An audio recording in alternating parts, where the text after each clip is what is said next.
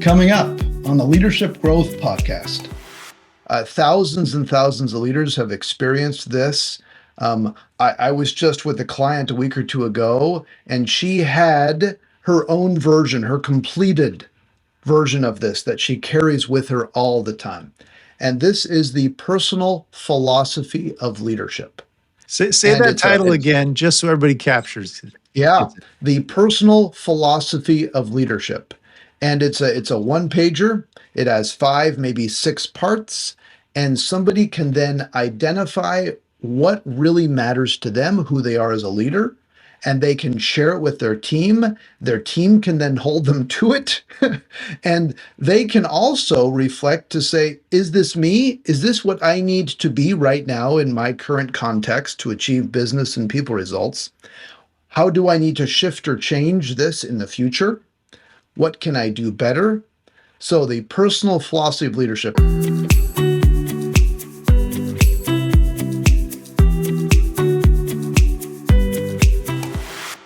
Hey everyone, welcome to another episode of the Leadership Growth Podcast. I'm Daniel Stewart, joined as always by my brother Peter. Peter, how are you? Doing well. How are you doing, Daniel? It's always great to join for another episode of the podcast. Absolutely. So as we get to talk today about a variety of topics, all things leadership, often we'll start with an insight. Daniel, I know you had a client insight this week that you wanted to share. Absolutely. So I just had a really good coaching session over breakfast this morning. I'm coaching a president of a medical billing company. They're growing like mad here. About 50% increase again this year is what they're estimating. And we are working with the president on helping him continue to manage this growth, manage the challenges of growing this fast.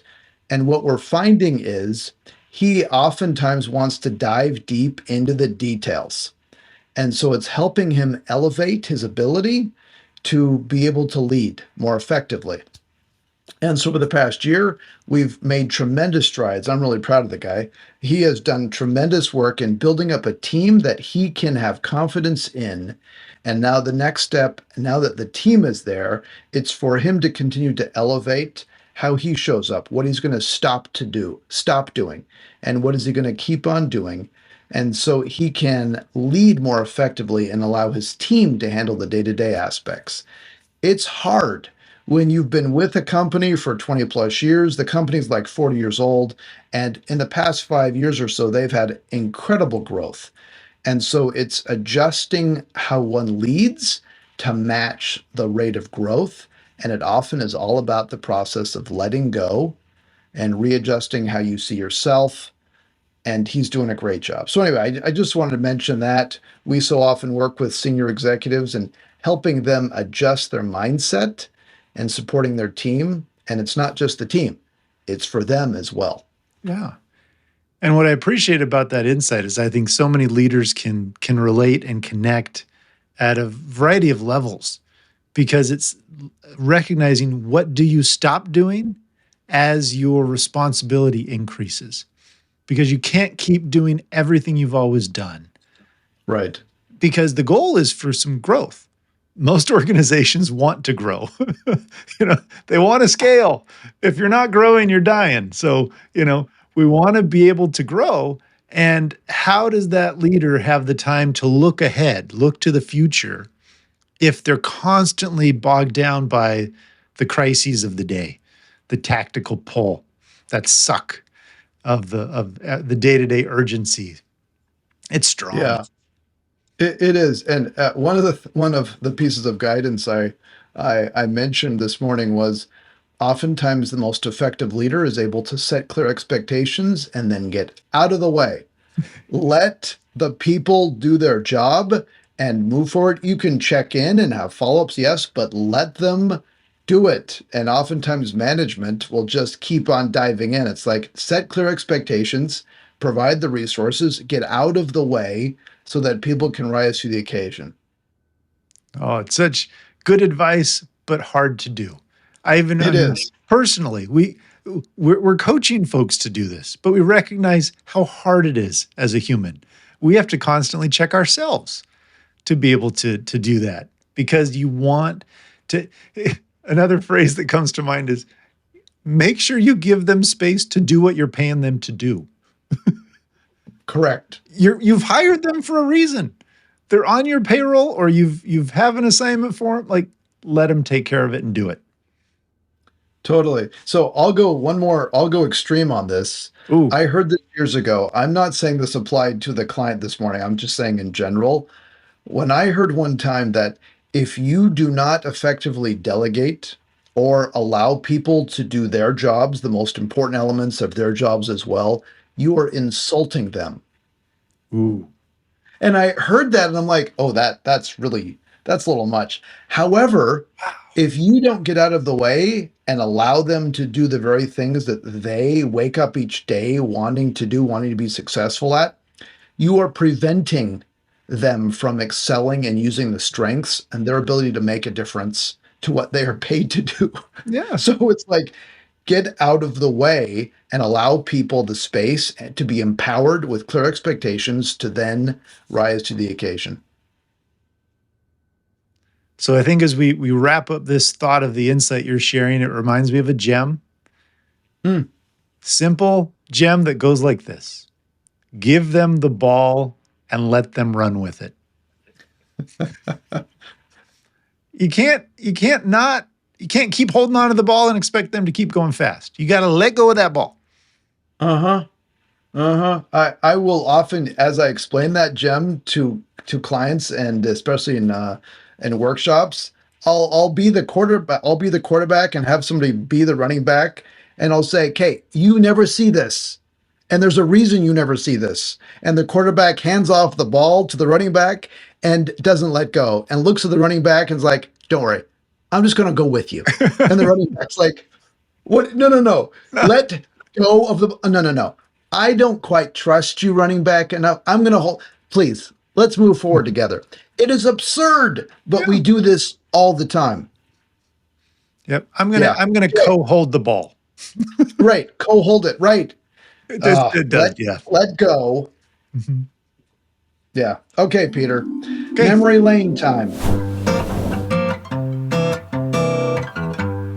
So, Memory as we're lane. thinking about a past experience, I know we were talking before the show on some cool ideas and some previous what quotes, worksheets that we had created and or used. My dad, dad had used.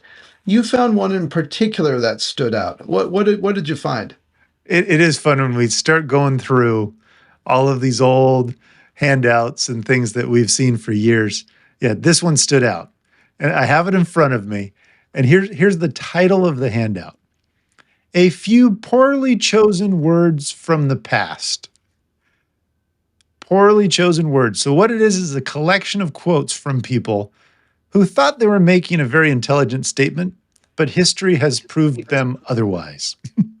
So for example, here's one. 1936 New York Times. Quote, a rocket will never be able to leave the Earth's atmosphere. Ouch. Yeah. 30 years later, well, what, 35 years later, they were very wrong. Yeah. Not only did they leave the atmosphere, they were on the moon. Mm-hmm. So that was one. Here's another one from IBM, Thomas Watson, 1943. I think there's a world market for maybe 5 computers. Now, in all fairness, perhaps at the time, what he thought of as a computer that filled an entire small house may be so. However, it's definitely shrunk and yeah, yeah. So it gave me a moment to pause to think, one, it's fun to reflect on these, even though these were compiled, several decades ago, that there is always going to be those people who are the naysayers for disruption. Of like, oh, this will never happen. Every great innovator has faced the critic. Yeah, How they've absolutely. responded matters. And Peter, I'm looking at the sheet as well. There's one of my favorites on this. Is said by the director of the US Patent Office Ooh, in yes. 1889. Everything that can be invented has been invented. And you sit back and you're like, why did you say that? You, I mean, what? Yeah. Really? So, to your point, nothing will be accomplished if all possible objectives are first overcome. We have to be able to recognize that there's always going to be challenges and objections as we're trying to make progress, as we're trying to move forward. And making statements like this, let's have these statements actually be motivators to then prove them wrong, because it's like, no, we can achieve it. We can keep going. We can inspire. Anyway, Mhm. great points, Peter. Yeah. So it's fun to reflect back on some of those as we think about some of the handouts we were putting in for the seminars for dad so many years ago. Fantastic. Okay, speaking of some of these activities that we grew up with, let's talk about one of the most influential ones that we use all the time today. Thousands and thousands of leaders have experienced this.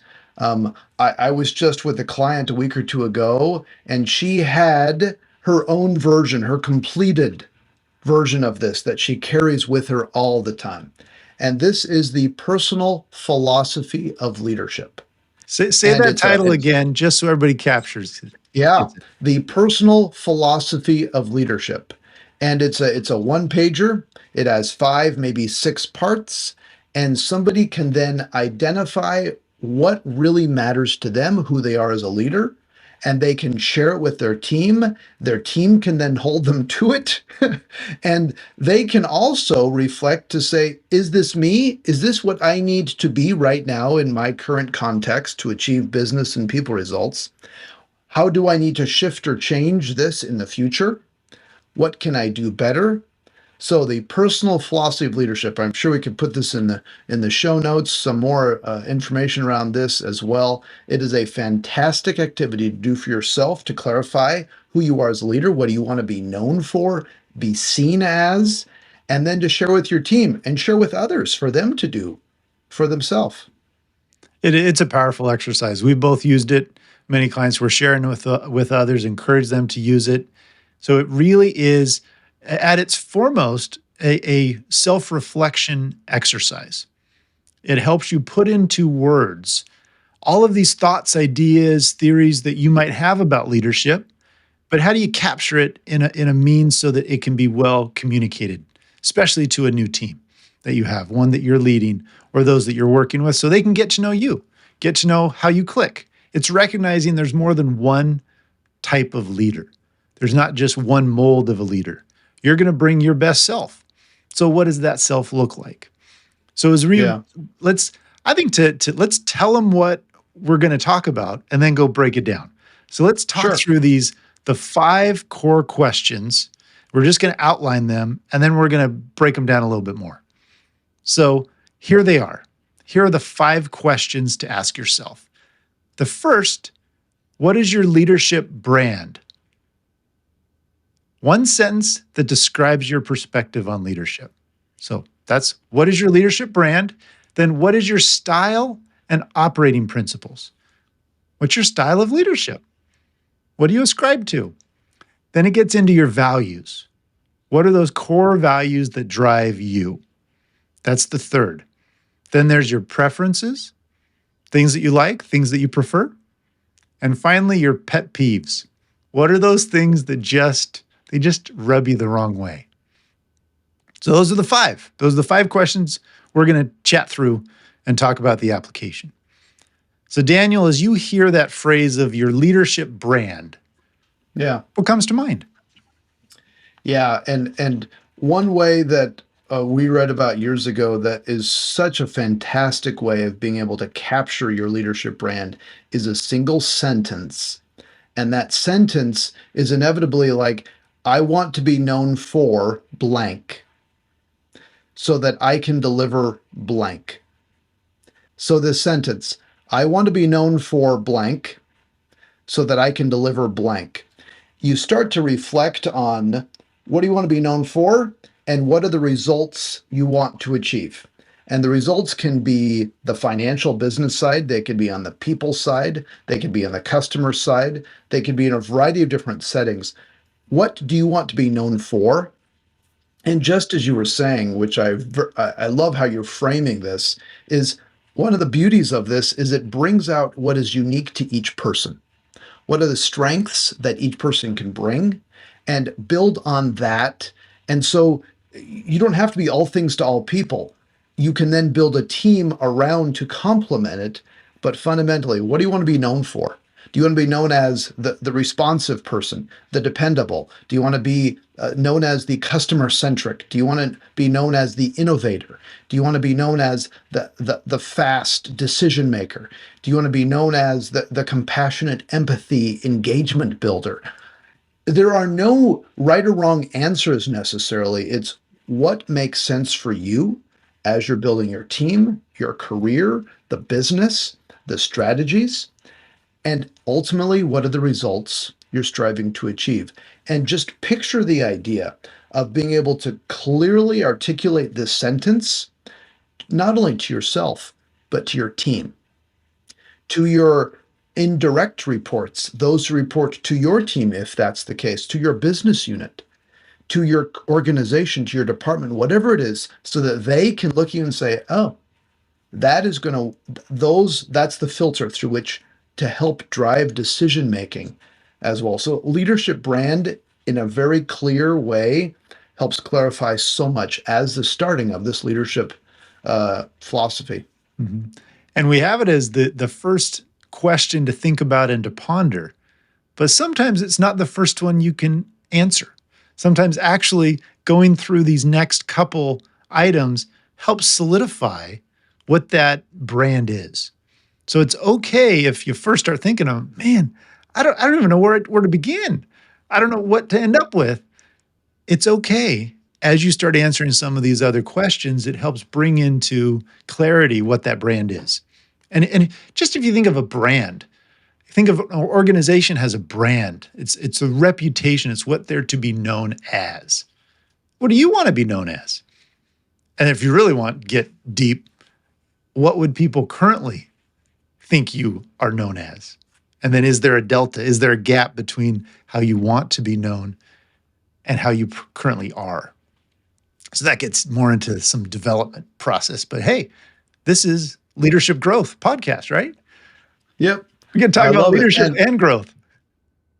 And I appreciate what you're talking about here because this activity, this personal philosophy of leadership activity itself is iterative. Mm-hmm. It's not like you just spend 5 minutes and you pump it out and you're done. No, you might create a first draft and you go back and you kind of live it a little and say, what do I need to adjust? And to your point as well, the leadership brand might be one of the last things you complete because the other sections might help you think through it. So let's talk about this next section, Peter. So, Yeah. my style and operating principles.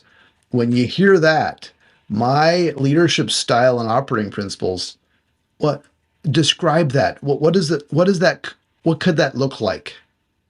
It's how you're really describing the overall style, for lack of a better word, of how you interact. It's, how you make decisions. Like, what are the objectives you're trying to achieve? What is the method by which you're looking at doing that? What's your perspective on mistakes?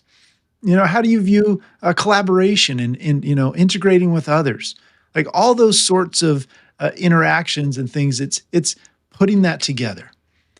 And as you describe this, oftentimes I'll get a phrase like, "I'm a servant leader." Great, there's nothing wrong with that phrase, but what does that truly mean to you? Break it down even further. So if you start to just answer this with a couple words, break that down. So you're really getting at, what is your style? Are you very much, I'm a roll up my sleeves kind of leader. I'm going to be down with my team doing everything. Or, I like to have more of the day-to-day operations taken care of by others so I can be working more on the strategic viewpoints or things that need to be done. Some are more comfortable doing different ways of leading. So it's just helping to think about what is your personal style. as you're doing that. What would you And, add, and Daniel? well, and what would make sense for your specific situation as well in the business? Because if you're in a turnaround, you may need to emphasize a certain type of leadership style. If you're in a high growth situation, if you are in a variety of different, in integration of some sort, and you want to be clear then around how well you know yourself, what your own tendencies are. If you are really direct, task focused, let's be clear about that. And then you can be clear with your team. This is going to be my default approach. This is what I want to be using. And it might be I only want to hear problems if there are solutions that you suggest. Okay, that's an operating principle. Let's be clear. Another one could be when we leave a meeting, I want us to be united. We might not all agree, but we're united. We have a united front when we leave this meeting. Another one might be there. We believe in positive intent. We use that as the first set of a first assumption as we interact with some. So there can be a variety of different operating principles, ways that you as the leader might use to guide and direct how you approach things. And but to be very clear, and sometimes people might struggle or they might put a first draft and think this is how I am, and then they need to go to somebody else and hold it up and go, okay, is this me? Yeah. And by the way, after you do this, highly recommend you go to anybody in your team, your peers, even your boss, and say, hey, is this me? And just hold it up. And that is going to be a powerful conversation right there. Oh, it's so powerful, especially if you're open to the feedback you get. But as you were running through those examples, Daniel, you were really helping to identify the different ways to think through these operating principles and style. How do you prioritize tasks versus people? How do you prioritize how you're spending time? Is it, are you there to have fun at work, or is that an afterthought? What are those things that drive you and are the priority? And how does that fit the present need? So that context part that you started with really is an important one to keep coming back to, because our personal style may need to adjust based on that. For sure. Okay, so the third section, values. Values. In some ways, the second section that we just talked about, the operating principles and style, what really is at the root of that, though? Yeah. And this third section starts to get a little deeper at it. Values, what you really feel are important to you, what you value, what you consider to be most important. And this starts getting at you as a person, not just you as a leader. And it highlights the importance of understanding the connection, because how you show up at work and how you show up outside of work has a connection and a relationship. What do you value? Who are you? And to be able to, for you to be vulnerable and open around that idea as well. Well, very much so. If all of the style and the operating principles gets at the how you do what you do as a leader, the values really get down to the why. It's what's underneath the water, the old iceberg analogy of what you see up above the water is those observable behaviors. But underneath that water is where there's even more of the iceberg, and that's the why, that's the foundation. What is it that drives you? Are you driven by that achievement? Are you mission driven? What is it that are you driven by the relationships within there? Are you driven by the performance of the metrics and the numbers? Is it a focus on integrity? Is it a focus on clear communication? Is it a focus on development, of giving everybody a chance? My tendency is to want to just give people stretch assignments because I believe in them. I want to look for that growth opportunity. Or is it we want to ensure that the outcome is absolutely 100% correct? Those are kind of opposing values. One isn't wrong or right. It's recognizing what is it that drives you to why you're doing what you're doing.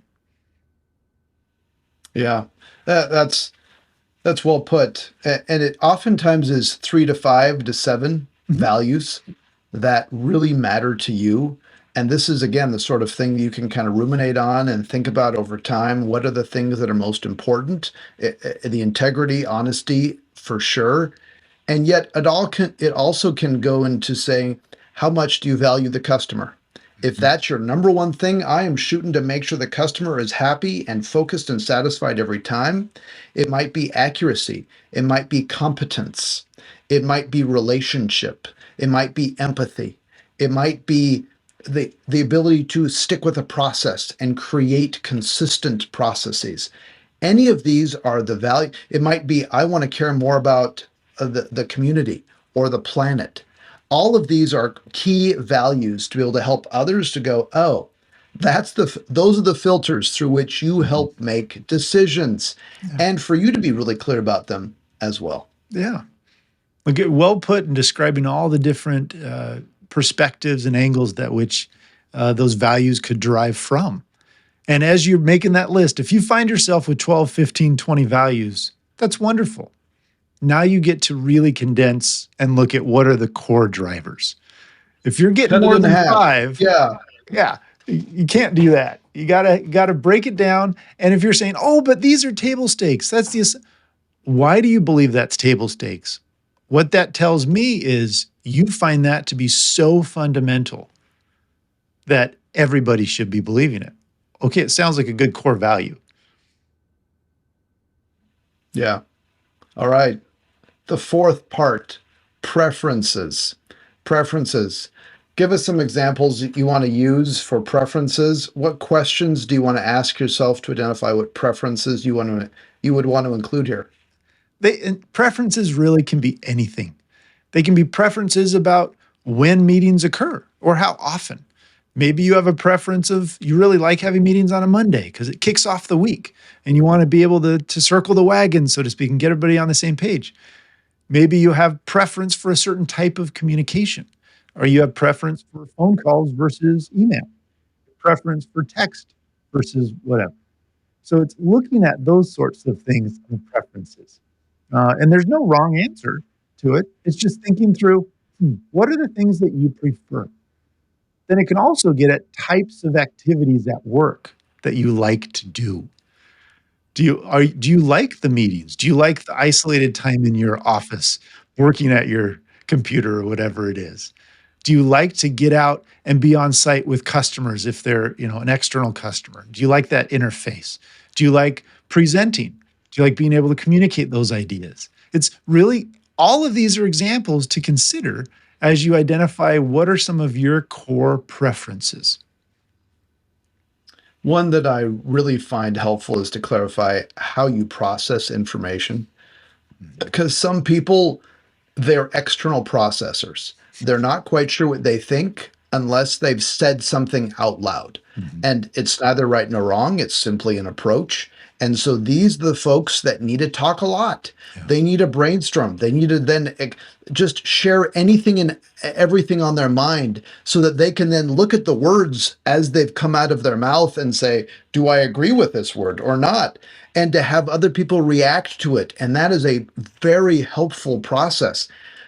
Others might be more internal processors, mhm, folks who are not interested in calling a meeting to brainstorm necessarily or share many ideas. They can, but they often need a segment of that process to be on their own yeah, so they can reflect. These are the folks who find commute times incredibly helpful so that they're on their own, they can be reflective, going on walks, having that half hour at the beginning of the day to kind of organize their thoughts, and that the walk or to or from after a meeting or in between a Zoom or a Teams call, to then just kind of reflect and gather themselves again and to think through things. mhm, Neither right nor wrong, different approaches. So as you're thinking of then where you show up, you can be very clear about what that is, and then also just imagine your team. If your team understood your preferences, how you want information, do you want it orally? Do you want it written? Do you want it in an email? Do you like lots of details or not? Do you like to process out loud? Do you like to process internally? Do you like to then be contemplative about this? Do you like large brainstorming? Do you like a consensus? Do you want to just get action? All of these are preferences that are really, really clear so that your team can help you be successful and you can then help your team be successful as well. Great examples, Daniel. And as you're sharing that, I'm thinking of one particular leader I spent some time coaching who had a very structured mindset. They were fundamentally they were an engineer by trade, and they owned that, they loved it, and that's what they preferred. So as the CEO, they had a very structured routine of the cadence of the meetings. It was a very meeting Monday afternoon happened at a certain time. The agenda was set by noon the Thursday before.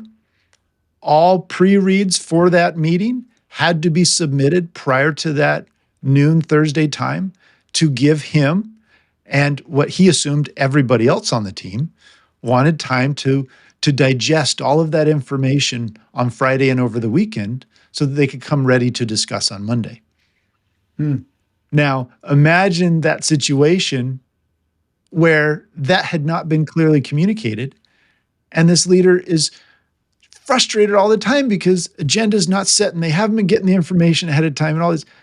By merely communicating that sort of a preference, it helped the team move along and work together so much more smoothly. Yeah, great example. Okay, you're ready to go on the fifth one, Uh, the last one Pet here. peeves, Daniel. Pet peeves. And I sometimes will say it as hot buttons. What are the buttons that if somebody pushes, oh, trigger points. Big triggers. That's another key word to describe. Pet peeves, hot buttons, triggers, all the things that just kind of set you off, rub you the wrong way, irk you, have the potential to just ruin that hour or that day. Oh, so I'll share a personal one. So technology that doesn't work, especially when it's needed in the moment, and how much technology support you need to figure it out.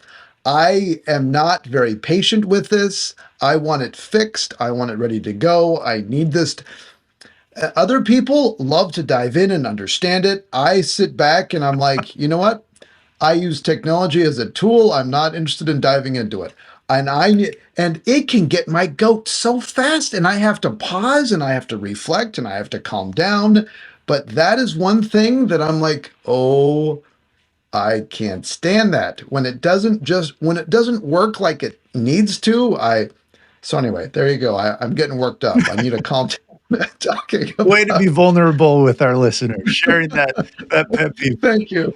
Thank And you. to just even, I'll get a very silly pet peeve that I have. So here's a personal one I have that as I've ran my clinic and everybody knew, I hate paper clips.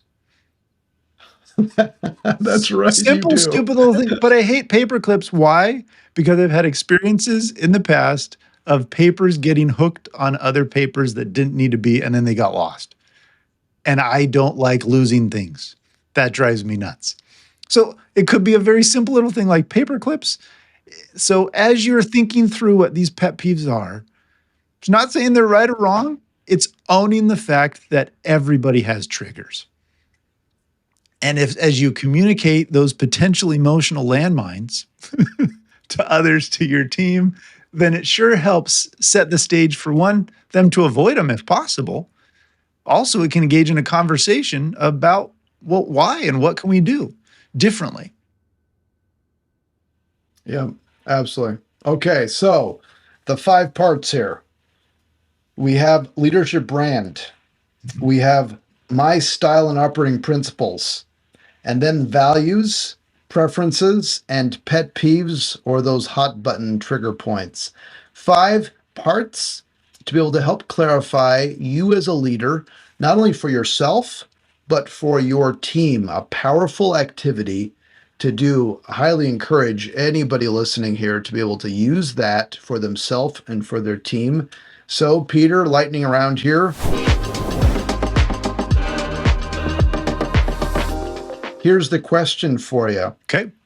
What's the one piece of advice that you would give leaders to be able to help them do an effective job at creating their own personal philosophy of leadership? What's the one piece of advice you'd have for them? The one piece of advice to make an effective personal philosophy of leadership is to not try and do it in one sitting. Give yourself time to think and to ponder, get a draft down, and then come back and work it. Give it over a month as you keep coming back and saying, how does this fit with what I'm doing? And then so I'm going to add on to that question of how to help make it really effective. It's making sure you are sharing this with your team. Once you feel like you've identified a good plan, share that. Share it so that they can use it. So Daniel, lightning round. Are there any additional questions, or let me phrase it this way. If there was one other question that you might add to these 5, what would that be? Oh, love it. If you had to add a 6th part, I would suggest that you add how to best manage up. What can I do to effectively manage my boss? In other words, what are the expectations my boss has of me? And to be really clear about those expectations that he or she has of you so that you can be clear on how to best support them. Because inevitably, that boss relationship, you cannot be successful without your boss, and your boss cannot be successful with you. So that's the 6th part, to be able to be clear about what are the expectations my boss has of me, and what will I be doing to best address that and managing up so that that partnership can be successful. Well put. Good advice. And I hope everybody is able to use this tool, to use it personally, share it with others, and you'll see a tremendous impact. Yep, absolutely. Well, Peter, another great episode of the Leadership Growth Podcast, where we talk about tools and ideas to help each of us on our leadership journey. Please subscribe and like the podcast, and we look forward to having you listen in on the next one. All the best. Take care, everybody. If you liked this episode, please share it with a friend or colleague, or better yet, leave a review to help other listeners find our show. And remember to subscribe so you never miss an episode. For more great content or to learn about how Stewart Leadership can help you grow your ability to lead effectively, please visit stewardleadership.com.